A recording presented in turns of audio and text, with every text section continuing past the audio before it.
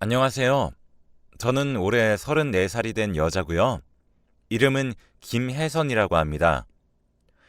제가 이렇게 사연을 보내게 된 것은 결혼에 대한 이야기를 하려고 보내게 되었는데요. 결혼은 정말 조심 또 조심해야 한다는 거 알려드리고 싶습니다. 저도 제가 이렇게 젊은 나이에 이런 일을 겪을지 몰랐고, 제 주변 누구도 이런 일을 당해보지 않았기에 눈앞에서 그런 일이 벌어진다는 것이 받아들여지지가 않았죠. 일단 저에 대해 소개를 하자면, 외모는 누가 봐도 와, 저 여자 어떡하냐? 시집은 가겠냐? 싶을 정도의 외모였습니다. 그게 늘 스트레스였었고, 부모님도 그런 저에게 늘 미안해했을 정도였죠. 학생 때는 늘 놀림거리였었고, 친구들은 앞에선 매력이 있다며 위로해주더니 뒤에 가선 역대급으로 못생겼다며 뒤에서 비웃을 정도였어요. 그래서 전 사람들하고 가까이 지내는 게 힘들었습니다.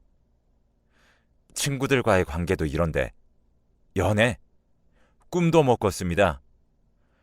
그렇게 저는 공부만 했어요.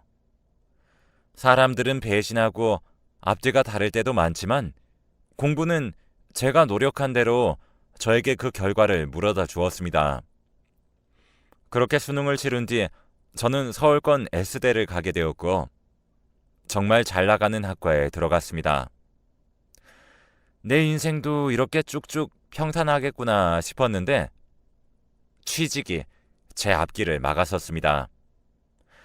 분명 저보다 스펙도 토익도 다 낮은데 예쁜 친구들이 턱턱 합격을 받아오는 거 있죠?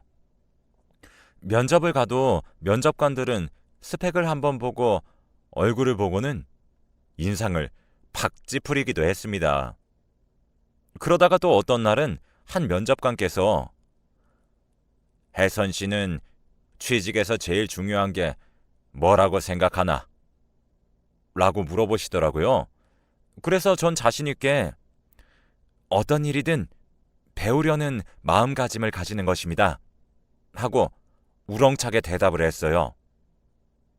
면접관께서는 펜을 탁 놓으시면서 아니, 혜선 씨, 이렇게 토익 스펙 쌓을 노력은 하면서 왜 얼굴은 그딴 식이지? 같이 밥이나 먹겠어? 아니, 얼굴 보면 입맛이 똑 떨어질 것 같은데. 혜선 씨 부모님들은 뭐 하는 사람들이야? 라며 여자들의 제일 중요한 스펙은 얼굴이라고 하시더군요. 그렇게 제 인생이 벼락 끝까지 몰린 기분이 들었습니다. 떨어지는 자존감과 함께 저는 하향 지원을 하기 시작했어요. 하지만 하향 지원을 해도 별 다를 바 없었습니다.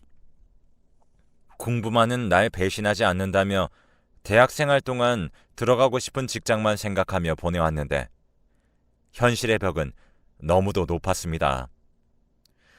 그렇게 3년이 되던 날 다시 공채 시즌이 되었는데, 이제는 대기업에 넣을 용기조차 나지 않더라고요.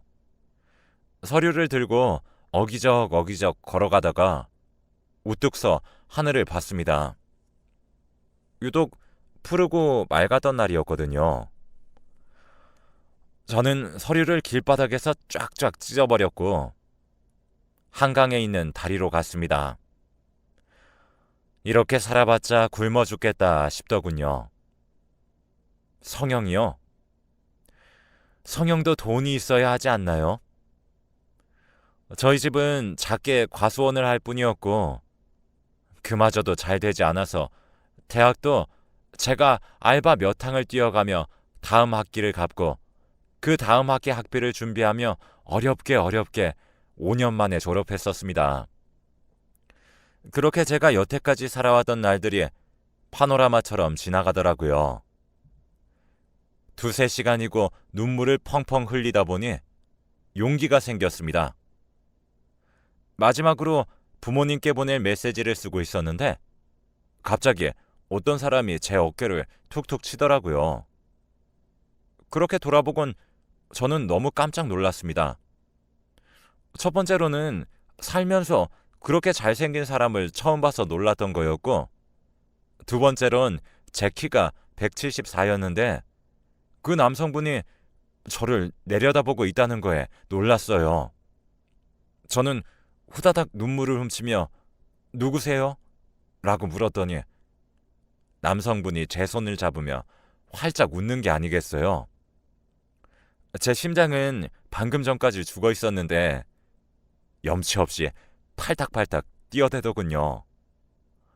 얼굴도 빨갛게 달아오르고 있다는 것이 느껴졌습니다. 그러면서 남성분이 그러더군요. 혹시 뭐 안 좋은 생각하시는 거 아니죠? 묻는 말에 저는 대답을 못했습니다.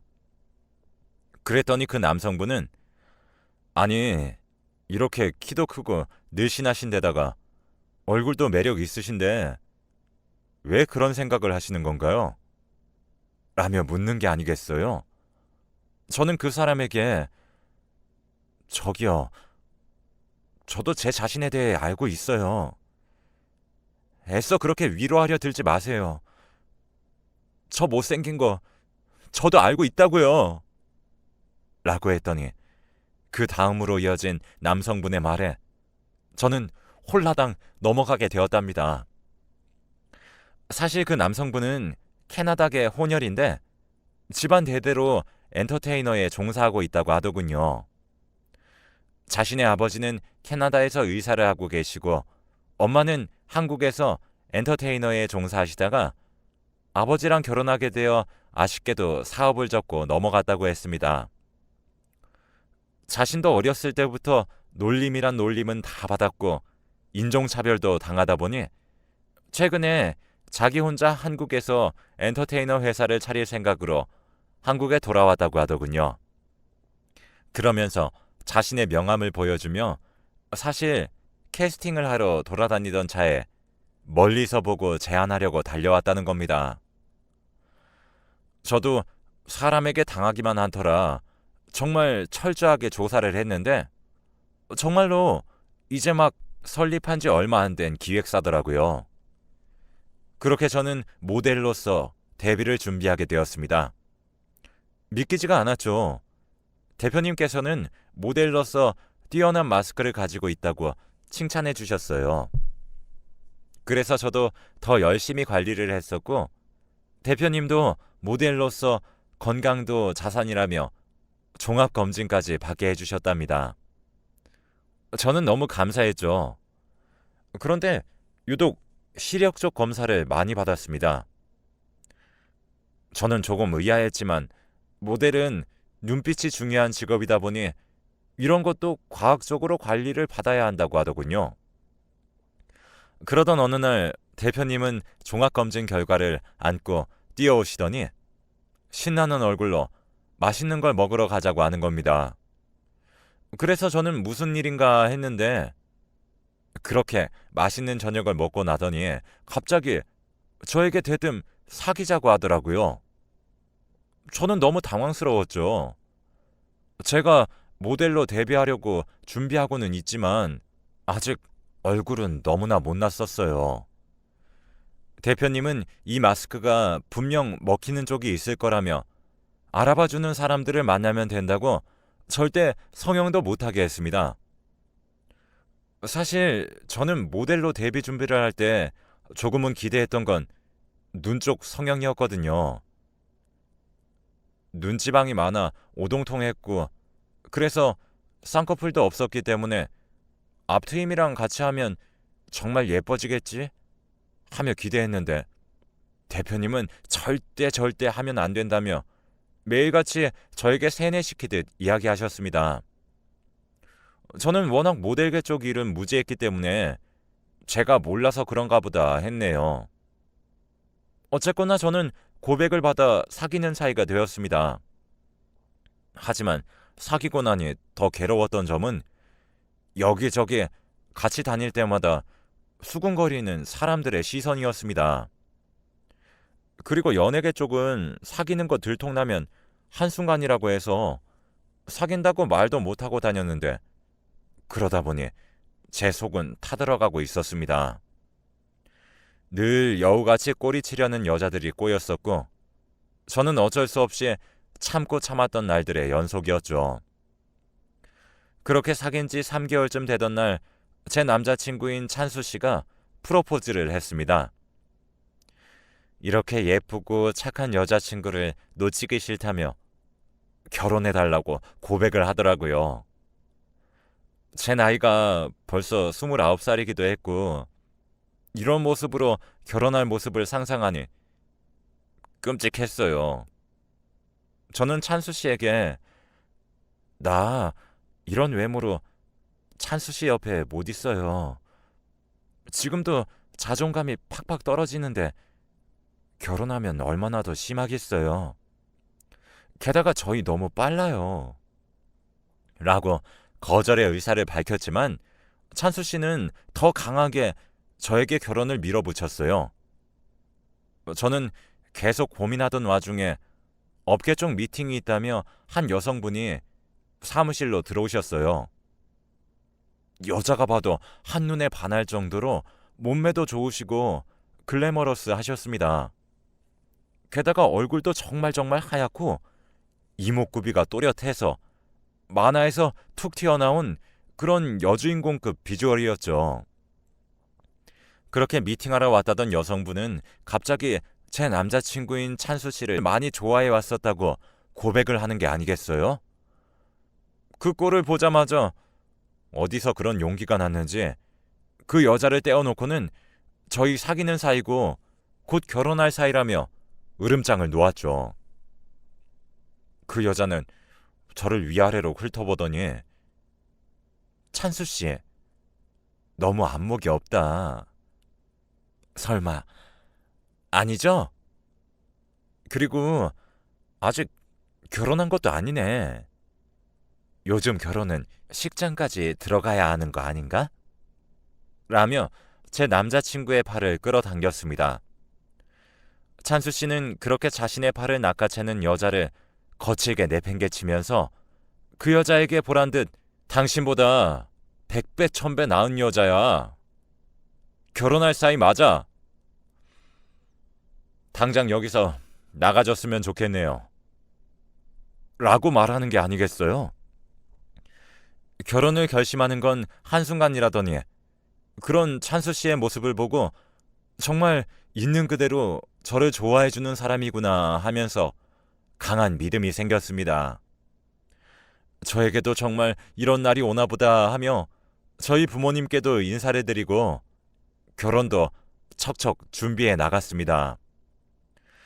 찬수 씨 부모님 얼굴을 한 번도 못 뵀었는데 워낙 바쁜 분들이셔서 스케줄이 맞지 않아 얼굴 한 번 못 보고 식을 올리게 되었어요.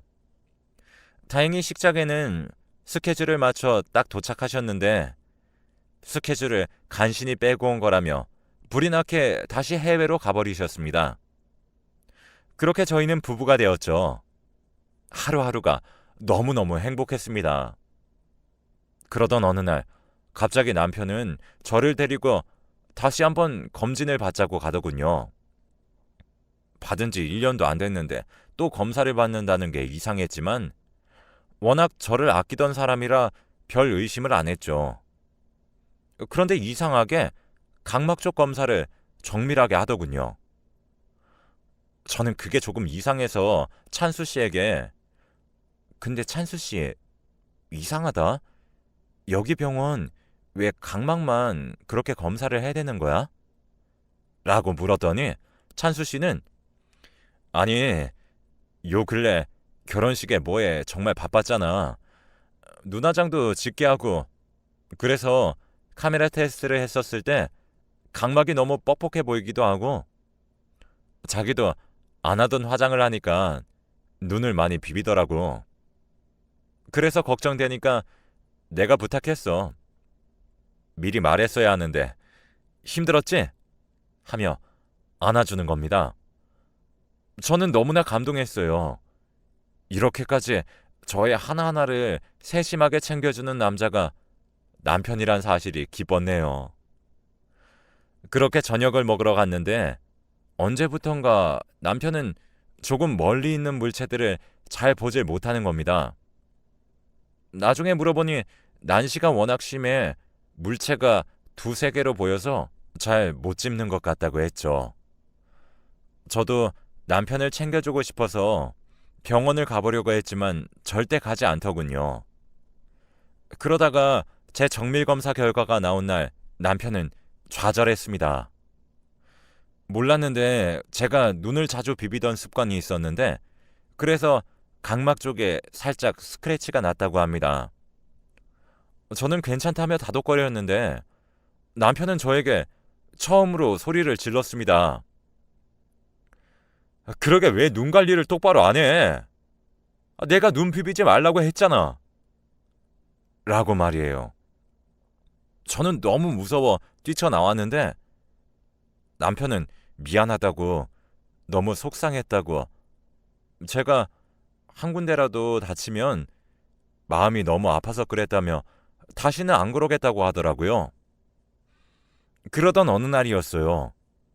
보통 저를 외출도 못하게 하고 눈을 비비려고 하면 손을 딱 잡아서 못 비비게 하며 엄청 지독하게 관리를 시켰죠. 게다가 눈에 좋다가만 하면 어떻게든 구해서 좋은 약이란 약을 다 먹이기도 하고 수시로 정기검진도 받게 했어요. 저한테 그날은 어쩐 일인지 친구랑 오늘 하루 놀러 갔다 오라고 하더라고요. 갑작스럽게 얻은 자유에 신나는 마음으로 일단 친구에게 향했죠. 친구는 본인이 오늘은 일정이 안 돼서 내일 다시 오라고 하였고 저는 그렇게 집으로 돌아왔습니다.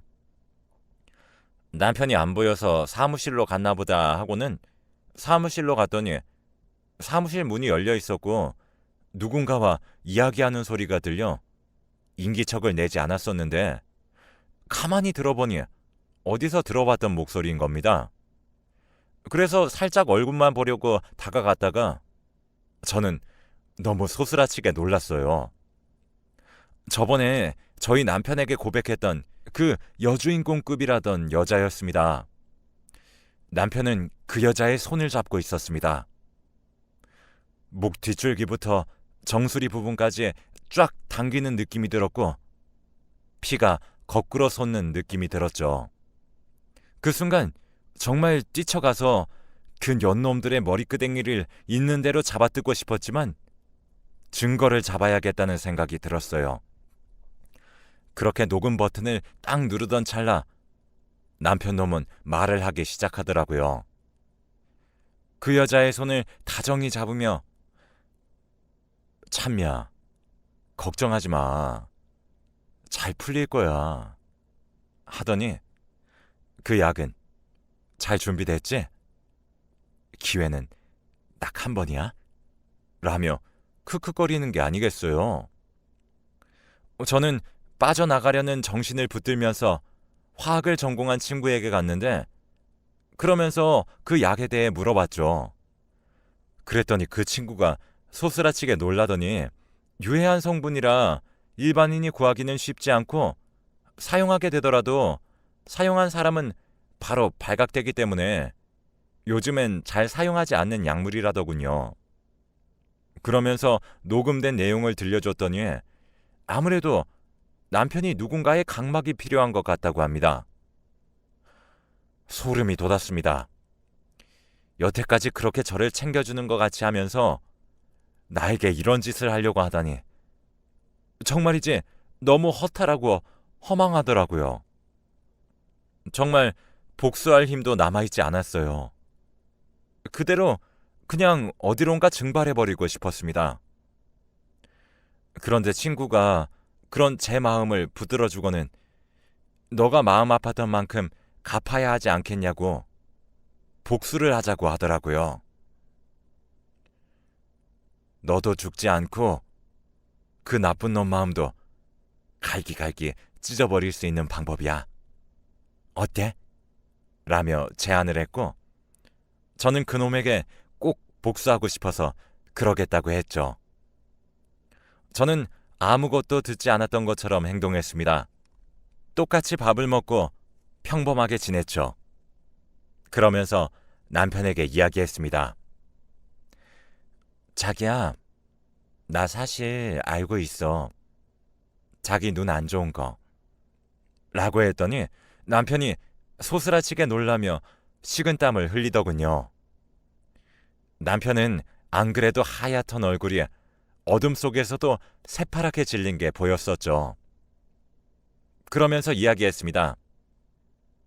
나 자기한테 내 각막 주고 싶어.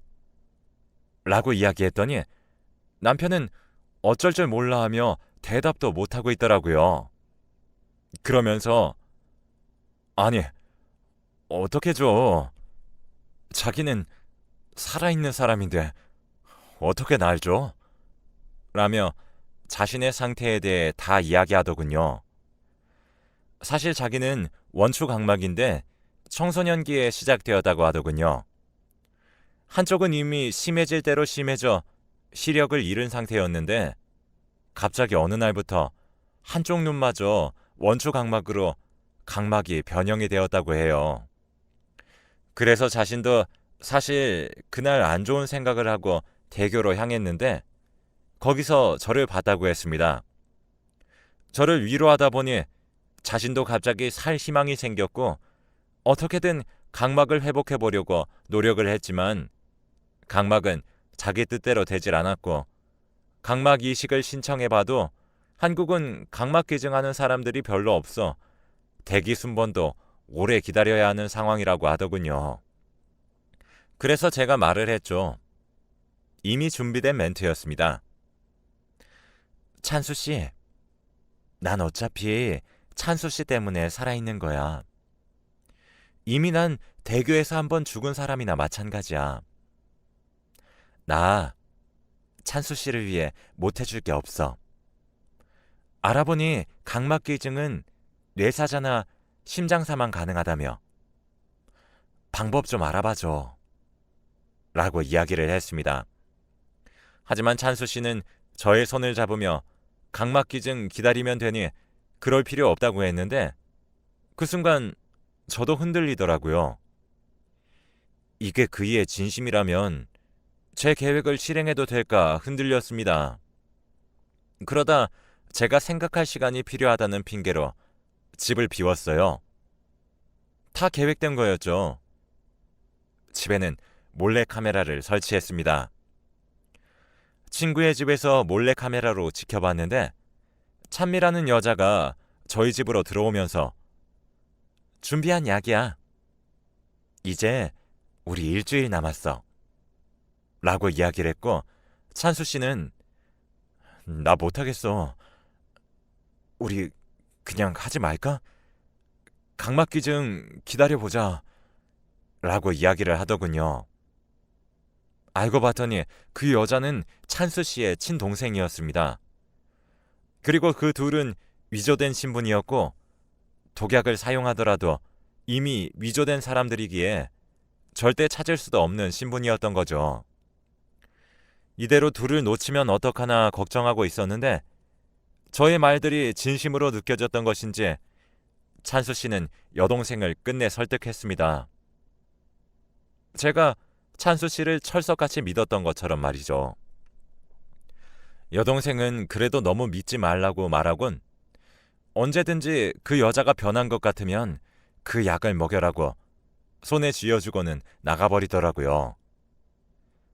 찬수 씨는 그때부터 정말 저를 사랑하는 듯 보였습니다. 찬수 씨는 점점 눈이 안 좋아지게 되었고 이제 제가 없으면 물 한 잔도 먹을 수 없게 되었어요. 하지만 제 상처가 너무 깊었던 탓일까요? 찬수 씨를 볼 때마다 배신감에 몸서리쳐지는 날들이 많아졌습니다. 그 사람이 제 손을 잡을 때마다 소름이 돋았어요. 그리고 결전의 날이 되었습니다. 여동생이 있다는 걸 저에게 털어두었기 때문에 저녁 식사 자리에 초대하고 싶다고 했고 저는 맛있는 저녁을 준비했습니다. 여동생은 아직도 저를 의심의 눈초리로 보지만 이제는 그것도 마지막이라 생각하니 신경도 안 쓰이더군요. 그렇게 저녁을 다 먹어갈 무렵 저는 여동생에게 물었습니다. 신우, 음료 맛은 어때? 그랬더니 저를 보면서 대꾸하기도 싫다는 듯 코웃음을 치며 뭐 그런 걸 물어? 귀찮게. 이렇게 대답을 했습니다. 저는 물어봤죠. 아니 근데 신우, 혹시 독극물에 대해 들어본 적 있어? 나는 몰랐는데 최근에 친구한테 들었지 뭐야. 그걸 먹으면 사람이 갑자기 죽는다지? 라고 말했더니 신우는 마시고 있던 음료를 벽에 집어던지며 미친 거 아니야? 왜 나한테 그런 걸 물어? 기분 더럽다 정말. 이러면서 나가려고 하는 겁니다. 그래서 제가 신우, 그 해독제 나한테 있는데 내가 아까 모르고 신우 음료에 넣어버렸지 뭐야? 했더니 신우는 갑자기 너 내가 가만 안 둬? 라며 핏대를 세우고는 저에게 덤벼들더니 쓰러져 버렸습니다. 저는 그렇게 쓰러지는 신우를 보며 이야기했습니다. 이제 내 마음 좀 알겠어? 나도 그렇게 죽을 뻔했잖아. 사실 신우의 음료에 탄 약은 수면제였어요. 저는 경찰에 그 둘을 넘겼습니다. 증거물로는 여태까지 녹음한 파일과 녹화한 영상, 독극물까지 말이죠. 그 영상에는 독극물을 서로 주고받고 금고에 숨겨둔 것까지 다 찍혀 있었어요. 그 두 년놈들은 바로 징역을 살게 되었습니다. 사기죄까지 추가되었죠. 그때 만났던 시부모님들도 미리 돈으로 매수해둔 임시 시부모들이었고요. 4년이 지난 지금 들어보니 남편은 배신감에 몸서리치며 아직까지도 멘붕에 빠져 있다고 하더군요. 여동생인 찬미 씨는 거의 제정신이 아니라고 합니다. 불평하다가 이제는 헛소리도 한다네요. 저는 그렇게 바라던 쌍꺼풀도 하고 앞트임도 했어요. 원하던 회사에도 들어가게 되었죠. 그렇게 막 이뻐진 얼굴은 아니에요. 그냥 평범한 사람이 되었습니다. 지나온 인생을 생각해보니 제게 너무 자존감이 낮았던 게 문제였던 것 같아요. 그래서 인생에 있어 결혼은 가장 중요한 건데 저는 제 자존감이 바닥으로 떨어져 있어서 이런 저를 사랑해주는 사람이라니 하며 한순간에 혹해버렸고 너무 중요한 일을 급하게 결정해버렸죠. 여러분들은 저보다 다들 외모도 훌륭하시고 좋은 부모님들도 계시잖아요. 상대방에 대해 깊은 속내를 알기 전까지는 정말 알아보고 또 알아봐서 저와 같은 일을 당하지 않으셨으면 좋겠습니다.